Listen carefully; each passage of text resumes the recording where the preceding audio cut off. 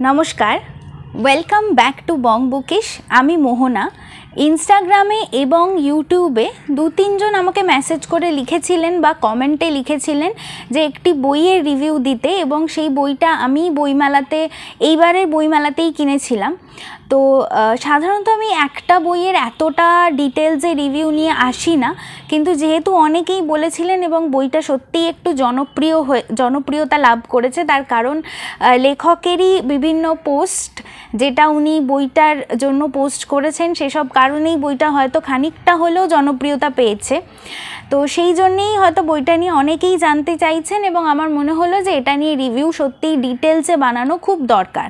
তাই জন্যই এই ভিডিওটা, আজকে পুরো ভিডিওটাই ওই বইটা নিয়েই কথা হবে এবং আশা করি শেষ অবধি আপনারা দেখবেন এবং আপনাদের ভালো লাগবে। तो कथा बला जाक बोइटा निये। बोइटार नाम होच्छे हत्याबृत्त, लिखेছেন অনুপম মুখোপাধ্যায় এবং এটা প্রকাশিত হয়েছে তবুও প্রয়াস প্রকাশনী থেকে। এটার মুদ্রিত মূল্য হচ্ছে 450 টাকা। আমি এটা বইমেলা থেকে কিনেছিলাম। আপনারা এটা অনায়াসে কলেজ স্ট্রিট থেকে ওদের নিজস্ব যে দোকান আছে সেখানেও পাবেন এবং তাছাড়া বিভিন্ন আরও দোকানেও পাবেন। এবার বইটা মূলত আমি প্রথম দেখি লেখকেরই ফেসবুক পোস্টে এবং সেই পোস্টগুলো দেখে খুব ইন্টারেস্টিং তো লাগেই। তো তারপর ভেবেছিলাম যে বইমেলা গিয়ে আমি একটু দেখবো আগে বইটা কীরকম, এবং বইটার যে বিষয়বস্তু যেটা মলাটে লেখা রয়েছে এখানে, সেটা দেখে আমি সত্যিই নিজেকে আটকাতে পারিনি কেনা থেকে এবং আমি কিনে ফেলি। তো বইটাকে আপনি মোটামুটি একটা ওই সোশিও পলিটিক্যাল সাইকোলজিক্যাল থ্রিলার হিসেবেও নিতে পারেন অথবা পুরোপুরি সামাজিক রাজনৈতিক একটা বই হিসেবেও নিতে পারেন। বইটা মূলত পিওভি আকারে লেখা, উপন্যাসটি পিওভি আকারে লেখা এবং পিওভি আকারে লেখা মানে প্রত্যেকটা চরিত্রের পার্সপেক্টিভ পরপর আসছে। এই উপন্যাসটা যে জায়গার উপর বেস করে লেখা হয়েছে সেই জায়গাটির নাম রূপনগর এবং এই রূপনগরের সর্বেসর্বা বা নেতা হলেন বিবেকানন্দ বসাক। তিনি হলেন শাসক গোষ্ঠীর নেতা এবং তারই মেয়ের নাম হচ্ছে সোনিয়া বসাক এবং তারই ডান হাত হচ্ছে আলেফ আলী। এবার আলেফ আলী হলো মস্তান কাইন্ড অফ চরিত্র। আর আরেকটি চরিত্রের আগমন ঘটে রূপনগরে, যে চরিত্রের নাম হচ্ছে রাজকুমার, যাকে আপনি ভাবতে পারেন যে এনাকেই হয়তো লেখক মূল নায়ক হিসেবে প্রতিষ্ঠা করতে চেয়েছেন, কিন্তু আমার মনে হয়েছে যে এই বইটায় কেউই মূল নায়ক নয়, মানে সেইভাবে কাউকে প্রতিষ্ঠা করতে লেখক চানইনি। তো এই রাজকুমার মূলত একটা খুবই বিশুদ্ধ, মানে খুবই শুদ্ধ এবং ইনোসেন্ট একটা চরিত্র, যে হচ্ছে খুবই সরল, ইনোসেন্ট, শুদ্ধ, মনীষী গোছের লোক এবং যে সবাইকে ভালোবাসতে চায়, যার কাছে কোনো কিছু খারাপ নয়, যেটা খারাপ সেটাও এক প্রকারের ভালো, মানে তার মুখে সবসময় যুক্তি থাকে। তার প্রচুর জ্ঞান, কিন্তু তার ইনস্টিটিউশনালগত কোনো পড়াশুনো হয়নি, যার ফলে তাকে সমাজ পাগল বলে ভাবে এবং তার নিজের বাবা তাকে বাড়ি থেকে বার করে দিয়েছে যাতে সে মানুষ হতে পারে এবং তাকে পাঠিয়েছে এই বিবেকানন্দ বসাকের কাছে যাতে সেই বিবেকানন্দ বসাক তাকে খানিকটা হলেও মানুষ করতে পারে। তো রাজকুমার এই সূত্রেই রূপনগরে আসে এবং তার সাথে আলেফ আলীর পরিচয় হয়, তার সাথে সোনিয়া বসাকের পরিচয় হয়, তার সাথে বিবেকানন্দ বসাকের তো পরিচয় হয়ই এবং তার সাথে আরও অনেক বন্ধুর পরিচয় হয় এখানে এসে এবং বিভিন্ন ঘটনা প্রবাহ ঘটতে থাকে। যে ঘটনা প্রবাহের মধ্য দিয়ে রাজকুমারের মনে হতে থাকে যে রূপনগরকে যদি কেউ বাঁচাতে পারে তাহলে সেটা একমাত্র বিবেকানন্দ বসাকই পারেন এবং কিন্তু শেষমেশ সেই ধারণা তার টিকে থাকে না এবং কেন টিকে থাকে না, কী হয় শেষ অবধি সেটা দেখার জন্য, মানে সেটা জানার জন্য বইটা পড়তে হবে। এবার লেখক একটা পোস্টে লিখেছিলেন যে উনি এই বইটা লেখার ক্ষেত্রে যে ইন্সপিরেশন পেয়েছেন সেটা রবীন্দ্রনাথের গোড়া থেকে এবং দস্তয়েভস্কির ইডিয়েট থেকে। এবার দস্তয়েভস্কির ইডিয়েট যদি কেউ পড়ে থাকেন, দস্তয়েভস্কি ইডিয়েট লিখেছিলেন এই কথা ভেবে যে যীশুখ্রিস্ট যদি আজকের দিনে সমাজে আসতেন তাহলে তিনি কি সেরকমই সরল, শুদ্ধ, পবিত্র একজন মানুষ হয়ে থাকতে পারতেন? সেই মানে ভাবনা থেকেই উনি মিশকিন নামক চরিত্রটি বানান। তো মিশকিন আসে এবং মিশকিন কিন্তু শেষ পর্যন্ত সেই বিশুদ্ধ চরিত্র হিসেবে থাকতে পারে না এবং আজকের যুগের কালিমার সাথে সাথে সেও কালিমালিপ্ত হয়ে যায়। হত্যাবৃত্ততেও রাজকুমার শেষ পর্যন্ত কালিমালিপ্ত হয়। কিভাবে হয়, কি করে হয়, সেটা আপনি বুঝতে পারবেন। যারা ইডিয়েট পড়েছেন তারা একটা মিল এখানে খুঁজে পাবেন কিছুটা হলেও। তবে অবশ্যই সামাজিক প্রেক্ষাপট, লেখা সব কিছুই আলাদা, তো সেটা একটা ব্যাপার।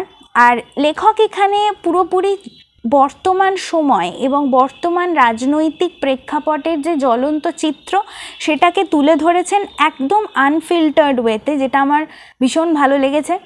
যৌনতাকে তুলে ধরেছেন আনফিল্টার্ড ওয়েতে। আনফিল্টার্ড মানে সাধারণত আমি দেখি বাংলা সাহিত্যে যৌনতাকে প্রচণ্ড শক্ত শক্ত শব্দের মাধ্যমে বা প্রচণ্ড অলঙ্করণের মাধ্যমে তুলে ধরা হচ্ছে, যেগুলোর আদতে কোনো দরকারই নেই।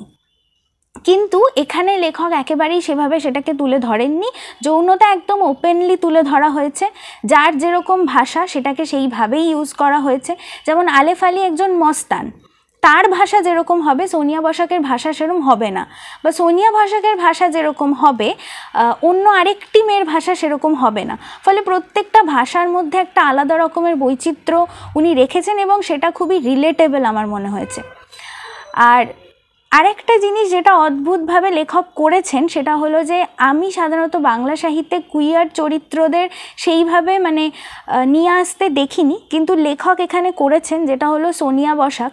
সোনিয়া বসাক প্রাউডলি বাইসেক্সুয়াল একটা চরিত্র এবং সেটা বাংলা সাহিত্যে রয়েছে। এটা ভাবতে আমার খুব অদ্ভুত লেগেছে, কারণ সাধারণত বাংলা সাহিত্যে লেখক বা লেখিকারা মানে খুবই কম এরম কাজ করেছেন। হয়তো তাও হোমোসেক্সুয়াল চরিত্র কিছু হয়তো থাকবে বাংলা সাহিত্যে, ট্রান্সজেন্ডার চরিত্রও হয়তো থাকবে, কিন্তু বাইসেক্সুয়াল চরিত্র নিয়ে আমি তো ইংরেজি সাহিত্যেও খুব একটা বেশি বই পড়িনি।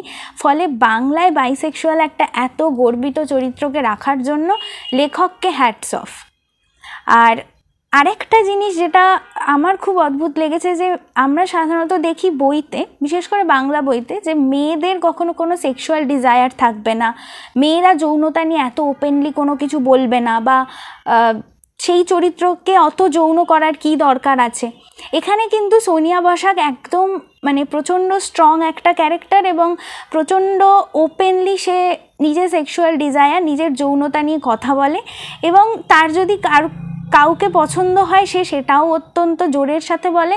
আবার সে যদি তাকে রিজেক্ট করে দেয় তাহলে সে অন্য কারোর উপর সেই রাগটা বের করতে একেবারেই ভয় পায় না। ফলে এই জিনিসগুলো আমার ভীষণই স্ট্রং লেগেছে এবং আমার ভীষণ ভালো লেগেছে যে লেখক এইভাবে জিনিসগুলোকে রিপ্রেজেন্ট করেছেন। এই রিপ্রেজেন্টেশনগুলোর ভীষণ দরকার ছিল। আর লেখনী বা বর্তমান সামাজিক চিত্রকে এখানে পুরোপুরি নিয়ে আসার জন্য তো হ্যাটস অফ অবশ্যই, কারণ এতটা সাহস দেখাতেও আজকাল সবাই ভয় পায়। বর্তমানে সোশ্যাল মিডিয়ায় একটা জোক বললেও লোকজন গ্রেফতার হয়ে যাচ্ছে, সুতরাং এই বই লেখার সাহসিকতা তো প্রশংসার দাবি রাখেই।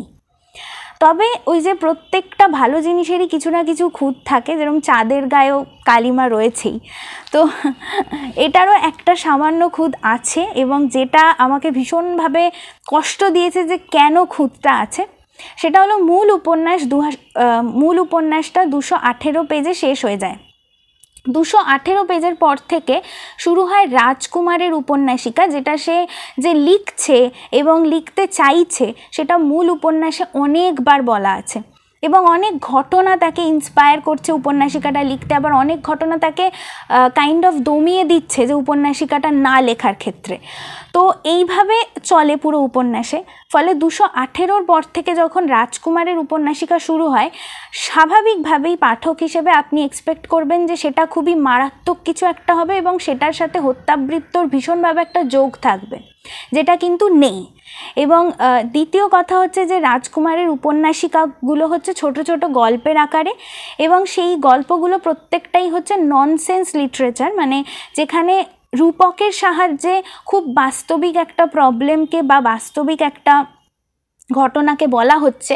এবার রূপকটা আপনি যদি ধরতে পারেন তাহলে আপনি পুরোটাই ধরতে পারলেন কেল্লা ফতে, আর যদি না ধরতে পারেন সেক্ষেত্রে পুরোটাতেই আপনি কনফিউজড হয়ে থেকে যাবেন। আমার ক্ষেত্রে আমি কিছু কিছু গল্পে ধরতে পেরেছি, কিছু কিছু গল্পে পারিনি, এবং কোথাও গিয়ে মনে হয়েছে যে রাজকুমারের উপন্যাসিকাটা থাকার কোনো মানেই নেই বইটাতে, এবং ওটার সাথে পুরো মূল উপন্যাসের কোনো যোগই নেই। বরং 218 পেজে উপন্যাসটা শেষ হয়ে যায় এবং ওটাই আমার কাছে প্রকৃত শেষ বলে মনে হয়েছে। 218 পরে রাজকুমারের যে উপন্যাসিকা শুরু হয় সেটা শুধুমাত্র যে অনেক ক্ষেত্রে বোঝা যায় না তা নয়, বরং অনেকটাই বইয়ের যে পেস, যে ফাস্ট পেসে বইটা চলছিল পুরো পেসটাকে কমিয়ে দেয়, আপনার উৎসাহ কমিয়ে দেয় বইটা শেষ করার ক্ষেত্রে। ফলে ওটা আমার মনে হয়েছে যে লেখক আলাদাভাবে বার করতে পারতেন এবং ওটা নিয়ে আরও অনেক বেশি কাজ করতে পারতেন। ওটা আরও অনেক বেশি কাজের দাবি রাখে, যে কাজগুলো আমার মনে হয়েছে ল্যাকিং, এবং সেটা হলে বেটার হতো। কিন্তু 218 অবধি যদি বইটার কথা জিজ্ঞেস করেন, আমি বলবো মাস্ট রিড। এই সাহসিকতাকে সাপোর্ট করা উচিত এবং এই সাহসের পাশে দাঁড়ানো উচিত। ফলে 218 অবধি বইটা মাস্ট। 218 পর থেকে আপনি পড়তেও পারেন, ইচ্ছে করলে নাও পড়তে পারেন, সেটা আপনার বক্তব্য, মানে সেটা পুরোপুরি আপনার উপর ডিপেন্ড করছে। আমি শেষ করেছি, কিন্তু ওই শেষ অংশগুলো আমার একেবারেই ভালো লাগেনি এবং মাঝে মধ্যে সেই ননসেন্স লিটারেচারে লেখক নিজেও ঢুকে পড়েছেন অনুপম মুখোপাধ্যায় হিসেবে, যেটা আরোই অদ্ভুত লেগেছে আমার। তো খানিকটা ওখানে এরকমও জায়গা আছে যেখানে পাঠককেই মক করে লেখা হচ্ছে যে তুমি কিছু বুঝতে পারছো না তো, হ্যাঁ কিছু তো বুঝতে পারবেই না, লেখক অনুপম মুখোপাধ্যায় এরকমই লিখে থাকেন। এই জিনিসগুলো আমার খুবই খারাপ লেগেছে, কারণ যদিও এটা অন্য হয়তো মিনিংয়ে লেখা হয়ে থাকলেও যেটা স্ট্রেট মিনিং আসে যে পাঠককে মক করা, এই জিনিসটা আমার খুবই খারাপ লাগে। একজন পাঠক তার এবিলিটি অনুযায়ী একটা বই বুঝবে কি বুঝবে না সেটা তার উপর, কিন্তু লেখক হিসেবে তাকে মক করা বা কোনো একটা চরিত্রকে, মানে ননসেন্স চরিত্রকে এনে তাকে মক করা, এটা ভীষণই খারাপ একটা ব্যাপার। তো ওই জন্য ওই অংশটা পুরো বাদ দিয়ে আমি বইটা জাজ করব। এবার আমার মতো যদি আপনারা না পারেন তাহলে বলবো বইটা পড়বেন না, কিন্তু 218 পেজ অবধি সামাজিক বা রাজনৈতিক যে প্রেক্ষাপট নিয়ে লেখক লিখেছেন সেটার পাশে দাঁড়ানো আমার মনে হয়েছে উচিত। আমি দাঁড়িয়েছি এবং ওই 218 পেজ অবধি হত্যাবৃত্ত আছে, তার পরের অংশটা বোধহয় হত্যাবৃত্ত নেই। তো ওই হত্যাবৃত্ত পড়তে হলে অবশ্যই পড়ুন। আমি তো ভীষণভাবে সাজেস্ট করব, মাস্ট রিড বলবো 218 পেজ অবধি, তারপরেরগুলো নয়। এবার বাকিটা আপনার অবধি। আবার অনেকে এরকমও আছেন যারা ননসেন্স লিটারেচার খুব ভালো বুঝতে পারেন, তাদের ক্ষেত্রে হয়তো 218 পরের অংশটাও কিন্তু ভালো লেগে থাকতে পারে, ভালো লাগতেই পারে। কারণ দেখুন, এটা আমি আমার কথা বলছি, আপনার হয়তো ওই জায়গাটা ভালো লেগে গেল, কারণ আমি অনেক রিভিউ দেখছিলাম যারা 218 পর থেকে যে অংশটা সেটারও খুব প্রশংসা করেছেন, মানে তাদের খুব ভালো লেগেছে।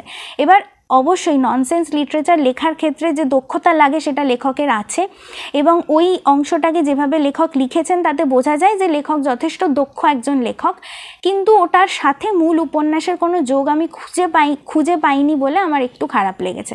এবং পেজটাও পড়ে যায়, সেটাও একটা রিজন, আর আমিও বুঝতে পারিনি, এবং সেটা হয়তো আমার অক্ষমতা। এবার যারা সক্ষম তারা হয়তো বুঝতে পারবেন, যাই হোক, এটা আপনার উপর আমি ছেড়ে দিলাম।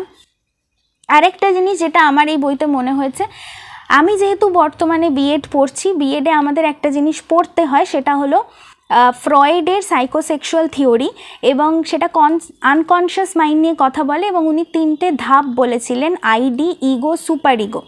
যেটা আমার মনে হয়েছে যে এই যে পিওভি আকারে লেখক লিখেছেন, এক একজনের পিওভি বোধহয় এক একটা ধাপকে বোঝায়। একজনেরটা আইডি, একজনেরটা ইগো, একজনেরটা সুপার ইগো, এটা আমার ভীষণ মনে হয়েছে। এবার আমি বলছি না যে আপনাকে ফ্রয়েডের থিওরি জানতে হবে বইটা পড়ার জন্য, একেবারেই নয়, এটা নোলানের সিনেমা নয়, এটা খুবই সহজ এবং সরল একটা বই, ওইভাবে বোঝার কোনো দরকার নেই। কিন্তু আপনি যদি আমার মতোই ফ্রয়েডের থিওরি পড়ে থাকেন তাহলে আপনি আমার মতোই রিলেট করতে পারবেন বা কানেক্ট করতে পারবেন বইটাকে আরও বেশি, এটাই আমার বক্তব্য। বইটা কিন্তু ভীষণ ভালো, 218 পেজ অবধি আমি বলবো পড়তে সবাইকে, কারণ পড়ে দেখা উচিত এরকম একটা কাজ বাংলা সাহিত্যে হয়েছে যখন। আর তবুও প্রয়াসের বই আমি প্রথমবার পড়লাম, ওদের বাইন্ডিং, ওদের কাভার, ওদের পেজ আমার ভীষণ ভালো লেগেছে। তো ওদের বই কিনতে আমার কোনো অসুবিধে থাকবে না। আর লেখকের লেখনীও আমার ভীষণ ভালো লেগেছে। উনি যেভাবে এক একটা চরিত্রের জন্য এক একটা ভাষা করেছেন। যেমন আলেফ আলী একজন মস্তান, তার ভাষা যেরম হবে সোনিয়া বসাকের ভাষা ওরম হবে না। সোনিয়া বসাকের ভাষা যা হবে তার বাবার ভাষা এক হবে না। আবার রাজকুমারের ভাষা যা হবে রাজকুমারের বন্ধুদের ভাষা তা হবে না। ফলে প্রত্যেকটা ভাষাকে উনি যেভাবে আলাদা করে লিখেছেন এবং তার লেখন শৈলী যেভাবে উনি মানে এক্সপ্যান্ড করেছেন সেটা আমার বেশ ভালো লেগেছে। তো লেখকের অন্য বইগুলো আমি পড়ে ফেলার চেষ্টা করব অবশ্যই। এটাই আমার রিভিউ। যদি স্টার রেটিং বলতে বলেন 5-এ 4 দেব, কারণ আমি 4.5 বা 5ই দিতাম ওই শেষের অংশটা না থাকলে। আশা করি ভালো লেগেছে রিভিউটা। শেষ অবধি যদি দেখে থাকেন তাহলে লাইক শেয়ার সাবস্ক্রাইব একটু করে দেবেন, ওটা আমাকে সাহস দেবে। আর আপনারা যদি চান কোনো একটা স্পেসিফিক বইয়ের এরকম ডিটেলড রিভিউ তাহলে অবশ্যই আমাকে কমেন্ট করে জানাতে পারেন। আমি কিন্তু প্রত্যেকের কমেন্ট পড়ি এবং আপনাদের কমেন্টকে ভীষণভাবে প্রাধান্য দিই, তাই জন্যেই এই রিভিউটা এলো, কারণ কেউ একজন আমাকে কমেন্ট করেছিলেন, তো সেই জন্য এই রিভিউটা দিলাম। আশা করি কমেন্টে জানাবেন কোন বইয়ের রিভিউ আপনারা চাইছেন এবং আশা করি আরও অনেক ভিডিও নিয়ে আসতে পারবো। ধন্যবাদ।